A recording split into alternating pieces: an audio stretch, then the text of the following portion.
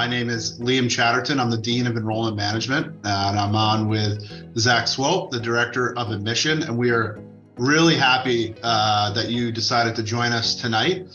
The way that we approach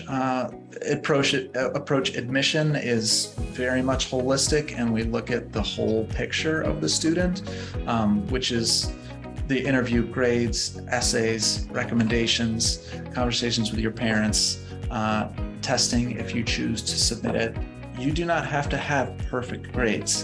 In fact, there are a lot of students with perfect grades and perfect test scores that we don't accept every year, because one of our big focuses is on character and who you are and fit. What we're really looking for is just authenticity.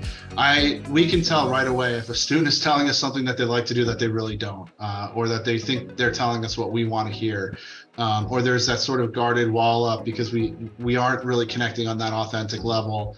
We use two different application systems. One is called Gateway to Prep Schools. The other one is called the Standard Application Online. So if you hear us say Gateway or SAO, that's really all we're talking about. The essays do not have to be novels. They don't have to be 5-paragraph, incredibly well-structured and organized essays. They should obviously, definitely proofread. Don't just write it once and submit. I would definitely say write it and then go back to it with fresh eyes later. Be careful that the words are still yours, and that it's not too heavily edited by parents or otherwise. A big part of the application are teacher recommendations. So for our applications, the 3 required recommendations, these are just sort of standard requirements, but in both application systems are current English teacher recommendation, a current math teacher recommendation, and then a guidance counselor or principal or advisor recommendation. And we do very much prefer, if possible, your current year teachers.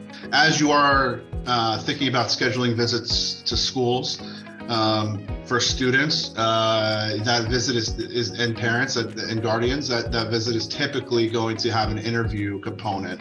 If the family or student have no chance for an in-person campus tour, an interview, and have to do a Zoom interview instead, there is no sort of edge or advantage given to an in-person interview compared to a virtual or a Zoom interview. The only disadvantage for students is that you're obviously not getting you're not sort of able to see and feel the school and the culture and the community as much virtually, and just the nature of Zoom, we can't sort of expose you to the entire community in school. I think there's this misconception that there's a recency bias for admission counselors to really favor those who they interview in January and later in the process. I can tell you that for me, I think for Zach, for our office, that is not true. The sooner you have your interview and you come to campus, the longer you will have until the application is due to build a relationship with your admission counselor. Through no part of the interview or application process do we want you to feel like you need to be a finished product.